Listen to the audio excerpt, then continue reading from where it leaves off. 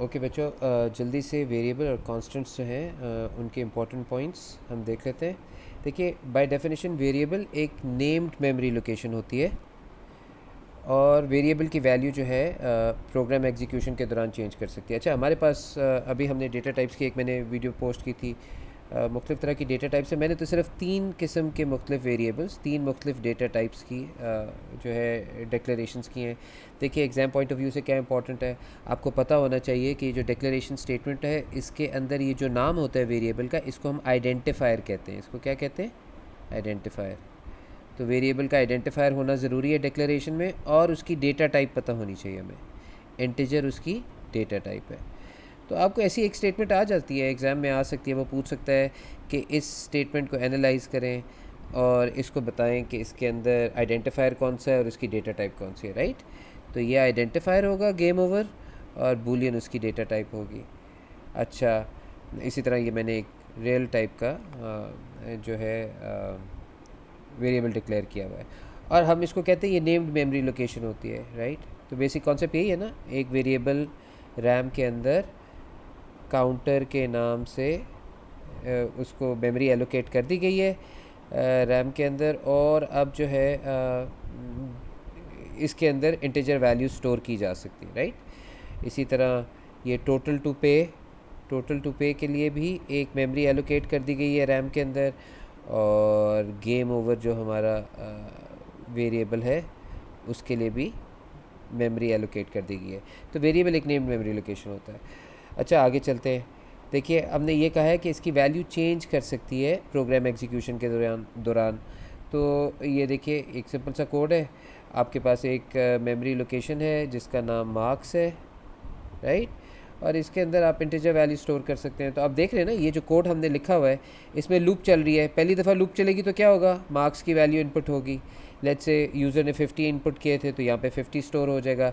दूसरी दफ़ा लूप चलेगी तो फिर दोबारा इनपुट होगी मार्क्स की वैल्यू कीबोर्ड के थ्रू, फॉर एग्जांपल। तो अब की बार लेट्स से यूज़र ने 80 टाइप किया था, तो ये पुरानी वैल्यू ओवरराइट हो जाएगी और यहाँ पे क्या सेव हो जाएगा, 80 सेव हो जाएगा। और तीसरी दफ़ा लूप चलेगी तो फिर लेट्स से यूज़र ने 100 इनपुट किया था, क्योंकि इनपुट की स्टेटमेंट जब एग्जीक्यूट हुई तो यूज़र ने 100 की वैल्यू टाइप की, तो पुरानी वैल्यू ओवरराइट हो जाएगी और यहाँ पे 100 सेव हो जाएगा। तो हमने देखा कि ये वैल्यू बार बार जो है चेंज हो रही है, ओवरराइट हो रही है। तो वेरिएबल की वैल्यू जो है वो प्रोग्राम एग्जीक्यूशन के दौरान मॉडिफाई हो सकती है, चेंज हो सकती है, राइट। तो बेसिक सा कॉन्सेप्ट था। अच्छा, एग्जाम पॉइंट ऑफ व्यू से मैं आपको एक दो चीज़ें बता दूं। देखिए, आपके लिए ये बेहतर है कि जो भी वेरिएबल आप डिफ़ाइन करें उसका पहला लेटर जो है ना आप कैपिटल रखें। तो अगर आपने ये मार्क्स डिक्लेयर किया है तो इसका स्टार्टिंग अल्फ़ाबेट क्या है, कैपिटल होना चाहिए। ये बेहतर प्रैक्टिस है एग्ज़ाम पॉइंट ऑफ व्यू से, तो इसके ऊपर फोकस करें। यहाँ पे काउंटर का पहला सी कैपिटल है, बाकी लोअर केस हो पर पहला सी कैपिटल। यहाँ पे भी बाकी लोअर केस हो, पहला टी कैपिटल होना चाहिए। ये इतने मैटर नहीं करते कि ये कैपिटल हो, पर अगर आप इसको भी कैपिटल रखेंगे तो ये पढ़ने में आसानी होती है। देखिए, ये सब रीडेबिलिटी पॉइंट ऑफ व्यू से होता है ना, पढ़ने में आसानी के लिए। टोटल टू पे ये कैपिटल लेटर्स की वजह से हमें पढ़ने में आसानी हो रही है। मगर ये ज़्यादा ज़रूरी है कि जो स्टार्टिंग है ये तो लाजमी आप इसको अपर केस रखें। यहाँ पे ये जी भी अपर केस होना चाहिए, राइट। और ये आपने मार्क्स में तो देखा ही है कि मैंने मार्क्स के अंदर पहला अल्फ़ाबेट जो है अपर केस रखा हुआ है। अच्छा, इसी तरह अब हम आगे आ जाते हैं और हम कांस्टेंट को पढ़ने की कोशिश करते हैं। कांस्टेंट भी एक नेम्ड मेमोरी लोकेशन होती है, राइट। कांस्टेंट के लिए भी एक मेमोरी लोकेशन रिजर्व कर दी जाती है, और मगर कांस्टेंट की वैल्यू चेंज नहीं कर सकती during the execution of the program. अच्छा, अब यहाँ पे देखिए, हमारे पास एक कांस्टेंट का कीवर्ड यूज़ हो रहा है, राइट, और आगे आइडेंटिफायर दिया हुआ है। कांस्टेंट का आइडेंटिफायर दिया हुआ है और उसके आगे क्या दिया हुआ है, लिटरल वैल्यू, उसकी वैल्यू दी हुई है। इसको लिटरल वैल्यू भी कह सकते हैं, राइट। मगर यहाँ पे हमने डेटा टाइप नहीं स्पेसिफाई की हुई। आपने देखा है, हमने डेटा टाइप नहीं स्पेसिफाई की। तो एक मेमोरी लोकेशन आर्ली रेट के नाम से क्रिएट हो जाएगी और इसके अंदर ये वैल्यू सेव हो जाएगी। एक ही दफ़ा सेव होगी, बाद में आप चेंज नहीं कर सकते ना आप इसको, क्योंकि डेफिनेशन में जो आपने वैल्यू लिखी है, अब जब प्रोग्राम रन करेगा ड्यूरिंग प्रोग्राम एग्जीक्यूशन, इस वैल्यू को आप चेंज नहीं कर पाएंगे, हाँ, अगर आप डेफिनेशन में जाके यहाँ पे इसको चेंज करना चाहते हैं, जब आप डिफ़ाइन कर रहे हैं तो आप इसको बेशक चेंज कर लें। आगे जाके मैं एग्जांपल देता हूँ, आपको शायद ये पॉइंट बेहतर समझ आ जाएगा। देखिए इस तरह मैंने एक दो और कॉन्स्टेंट्स डिफ़ाइन किए हुए हैं। जैसे कि ये कॉन्स्टेंट है जिसका नाम क्या है, डिफ़ॉल्ट टेक्स्ट है। और जो डिफ़ॉल्ट टेक्स्ट है इसके अंदर किस किस्म की वैल्यू पड़ी हुई है, स्ट्रिंग वैल्यू पड़ी है। पर हमने बताया नहीं हुआ, देखा आपने, यहाँ पे हमने डेटा टाइप एक्सप्लेन नहीं की, हमने डायरेक्ट लिटरल वैल्यू यहाँ पे लिख दी है कि ये वो वैल्यू है जो इस कांस्टेंट को मिलनी है, राइट, जिसका नाम क्या है, जिसका आइडेंटिफायर क्या है, डिफ़ॉल्ट टेक्स्ट है।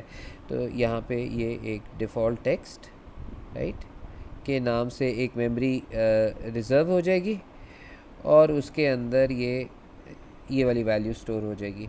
इसी तरह ये वाला जो हमारा कांस्टेंट है, इसके लिए इसका नाम जो है फ्लैग होगा और इसके अंदर क्या वैल्यू होगी, ट्रू होगी, राइट। अब हम ये देख सकते हैं, ऑल्दो यहाँ पे स्पेसिफाइड नहीं है, पर हमें पता है इसकी डेटा टाइप क्या है, बूलियन है। ट्रू फॉल्स तो बूलियन वैल्यूज़ होती हैं।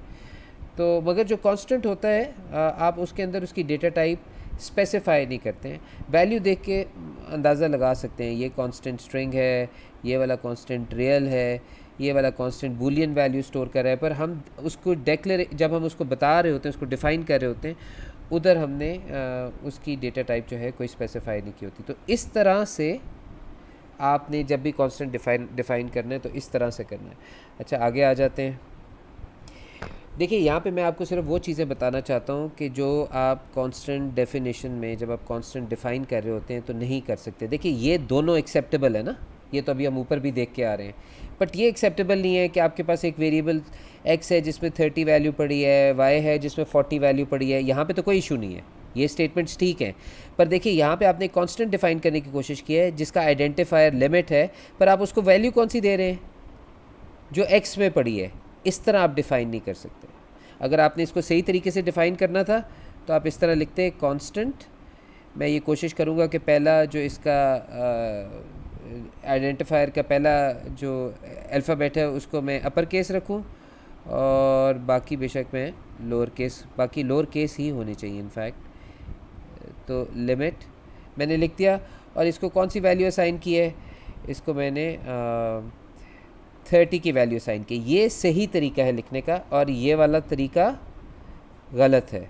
इसी तरह ये भी गलत है, आप एक एक्सप्रेशन भी नहीं लिख सकते, आपको सही वैल्यू लिखनी है। यहाँ पे x + 20 50 होगा ना, क्योंकि x की वैल्यू 30 है। तो आपको इसको इस तरह लिख सकते हैं, कांस्टेंट, यहाँ पे मैं उसका आइडेंटिफायर लिखा और उसको कौन सी वैल्यू दे रहा हूँ, 50। अच्छा, ये मैं ये असाइनमेंट के लिए मैं ये वाला सिंबल क्यों यूज़ कर रहा हूँ, क्योंकि आज भी जब मैं बच्चों को पढ़ा रहा था और कुछ बच्चे आप लोगों में से भी ऐसे हैं जो मिस्टेक करते हैं, वो मार्क्स इक्वल्स टू 50 अगर कहीं लिखना है फॉर एग्ज़ाम्पल तो इसको उल्टा करके लिख देते हैं 50 इक्वल्स मार्क्स। तो ये गड़बड़ हो जाती है। ये जो एरो होता है ये बेसिकली आपको डायरेक्शन बता रहा होता है। ये 50 की वैल्यू इस आइडेंटिफायर इस कांस्टेंट के अंदर स्टोर हो रही है, राइट। अच्छा, ये भी गलत है, आपको समझ आ गया, राइट। तो दिस इज़ ऑल्सो रॉन्ग। तो आप कभी भी इसमें एक्सप्रेशन नहीं दे सकते, कांस्टेंट डेफिनेशन में किसी किस्म का एक्सप्रेशन नहीं दे सकते, किसी किस्म का वेरिएबल जो है वो नहीं डिफ़ाइन करते हुए कांस्टेंट उसको इस्तेमाल कर सकते, बल्कि आपको लिटरल वैल्यू देनी होती है, लिटरल वैल्यू आपको असाइन करनी होती है कांस्टेंट को। अच्छा, यहाँ पे बेसिकली मैं आपको जल्दी से कोड किस लिए दिखा रहा हूँ, ताकि मैं आपको समझा सकूँ कि कांस्टेंट डिफ़ाइन करने का फ़ायदा क्या होता है। बाय द वे, ये मैंने कांस्टेंट का आइडेंटिफायर दोनों अपर केस यूज़ कर दिए हैं, ऐसे भी कर सकते हैं और ये भी कर सकते हैं, मगर पहले वाला जो आपका अल्फ़ाबेट है उसको अपर केस ही रखें हमेशा, राइट। आइडेंटिफायर का ये देखिए, रेडियस का मैंने पहला अल्फ़ाबेट अपर केस रखा है, सर्कमफ्रेंस का ये जो आइडेंटिफायर है सर्कमफ्रेंस, इसका पहला अल्फ़ाबेट अपर केस है, पेरीमीटर आइडेंटिफायर का पहला अपर केस में दिया हुआ पी, राइट। अच्छा देखिए, तो ये मैंने कांस्टेंट डिफ़ाइन कर दिया जिसका नाम पाए रखा है। एक तो ये मीनिंगफुल है, हमें पता चल रहा है कि ये क्या चीज़ है, पाए की वैल्यू इसके अंदर स्टोर हुई है, नाम से पता चल रहा है, राइट। उसके बाद ये आउटपुट स्टेटमेंट है, हमने रेडियस की इनपुट की। इस किस्म के आउटपुट स्टेटमेंट को जिस पे आप यूज़र को कह रहे होते हैं कि कोई एक्शन ले, राइट, यूज़र को एक्शन सजेस्ट कर रहे हैं ना आप कि please input radius of the circle, इसको हम प्रॉम्प्ट कहते हैं। टेक्निकल डेफिनेशन में ऐसी आउटपुट स्टेटमेंट जो कि यूज़र को कोई एक्शन लेने का सजेस्ट कर रही हो कि आपने इनपुट करना है रेडियस, इसको हम प्रॉम्प्ट कहते हैं। अच्छा, तो ये एक प्रॉम्प्ट स्टेटमेंट है। अच्छा, तो हमने इनपुट ले लिया, रेडियस इनपुट हो गया, उसके बाद हमने सर्कमफ्रेंस में क्या किया है, 2 multiplied by pi multiplied by radius, और एरिया कैसे निकाला है, pi multiplied by radius power 2। ये जो सिंबल है ये raise to the power of, right, raised to power of, तो radius raise to power of 2, right. और ये मैंने जानबूझ के ये इस्तेमाल किया, राइट। इसको मैं डिफरेंट तरीके से भी लिख सकता था, रेडियस मल्टीप्लाइड बाय रेडियस भी लिख सकता था, वो नीचे मैंने कोड के अंदर एक जगह और किया हुआ है, आप उसको देख लीजिएगा। अच्छा, तो जब ये कैलकुलेट हो गया तो उसके बाद हमने क्या किया, आउटपुट कर दिया एरिया ऑफ द सर्कल। अब फ़ायदा क्या हुआ है, हमने एक जगह पाई की वैल्यू लिखी है, हमें ये वैल्यू याद नहीं होनी चाहिए। एक दफ़ा हमने उसको जहाँ पे कांस्टेंट डिफ़ाइन करें हैं वहाँ पे हमने 3.14 लिख दिया है, बाकी हम इक्वेशन में कांस्टेंट का नाम लिखेंगे तो चांसेस कि हम कोई गलती कर जाएं पाई की वैल्यू लिखते हुए ये कम हो जाते हैं, राइट। और कोड भी थोड़ा सा मीनिंगफुल लगता है, इसकी रीडेबिलिटी बढ़ जाती है। बाय द वे, ये जो आउटपुट स्टेटमेंट है, क्या ये प्रॉम्प्ट है, क्या इसमें आप यूज़र को कोई एक्शन लेने का कह रहे हैं? नहीं, ये इस आउटपुट स्टेटमेंट में आप यूज़र को कुछ नहीं कह रहे ऐसा कि आप इनपुट करें या कोई ऐसी चीज़ आप सजेस्ट नहीं करें। ये तो सिंपल एक आउटपुट वैल्यू है, जो एरिया आपने कैलकुलेट किया था और जो पैरामीटर कैलकुलेट किया था वो आपने डिस्प्ले किया, और उसके साथ में आपने कुछ यूज़र फ्रेंडली मैसेजेस डाले हैं कि एरिया ऑफ सर्कल, और आगे ये वैल्यू आउटपुट हो जाएगी, पैरामीटर ऑफ सर्कल, और आगे ये पैरामीटर में जो वैल्यू स्टोर्ड है वो आउटपुट हो जाएगी। Anyways, I just want to wrap this up. अगली एग्जांपल में जल्दी से आपको दिखा दूं। देखिए यहाँ पे मैंने क्या शो करने की कोशिश की है, समटाइम्स ये वैल्यूज़ बड़ी कॉम्प्लिकेटेड होती हैं, लंबी वैल्यू है 3.14628, तो बेहतर है कि आप डेफिनेशन के अंदर ही इसको स्टोर कर दें, राइट। एक जगह पे आपको केयरफुली इसको डिफ़ाइन करना है और उधर आपने वैल्यू केयरफुली इसको लिखते हुए एहतियात करना है। बाकी आगे आप चूँकि कांस्टेंट का नाम यूज़ कर रहे हैं तो कोई इशू नहीं आ रहा, राइट। अब यहाँ पे कोई मिस्टेक नहीं होगी, ऑटोमेटिकली जो वैल्यू आपने यहाँ पे डाली है वो ऑटोमेटिकली यहाँ पे भी आ जाएगी और यहाँ पे भी आ जाएगी। ये बात तो आपको समझ आ रही है, राइट।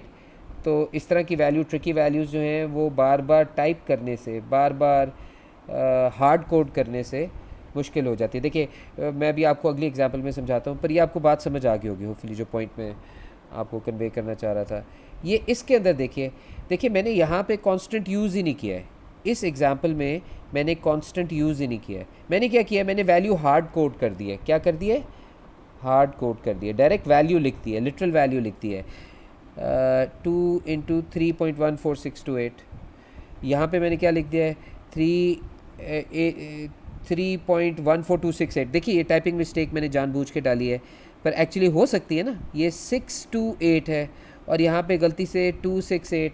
तो इस तरह के इश्यूज़ आ सकते हैं अगर आप हार्ड कोड करेंगे वैल्यू, अगर आप लिटरल वैल्यूज़ डालेंगे बजाय कॉन्स्टेंट्स यूज़ करने के, तो इस तरह की आपकी टाइपिंग मिस्टेक्स आ सकती हैं। एक आखिरी एग्जांपल देख लेते हैं। अच्छा, ये मैंने सारे पॉइंट्स कर दिए और इन पॉइंट्स को मैंने एडवांटेजेस की सूरत में यहाँ पे बता दिया है कि कांस्टेंट्स के एडवांटेजेस क्या होते हैं। अगर आप मीनिंगफुल नेम्स यूज़ करेंगे कांस्टेंट के तो रीडेबिलिटी इंप्रूव कर जाएगी प्रोग्राम की। अगर आप क्या कहते हैं कांस्टेंट इस्तेमाल करेंगे तो एक जगह पे आपने वैल्यू लगाई है डेफिनेशन में, तो same value automatically through out the code इस्तेमाल होगी। जहाँ जहाँ पाई लिखा था ऑटोमेटिकली वो सेम वैल्यू यूज़ होगी जो डिफ़ाइन की थी आपने डेफिनेशन में डाली थी।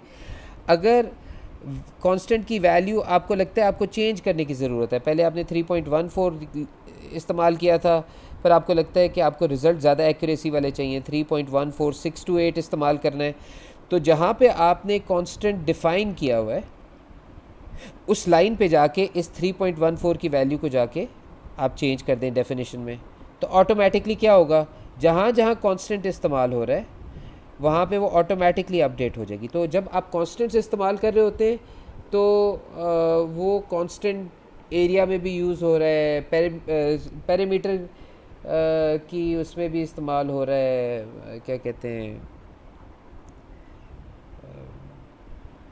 इक्वेशन के अंदर, वो पाई की वैल्यू सर्कमफ्रेंस के अंदर भी इस्तेमाल हो रही है।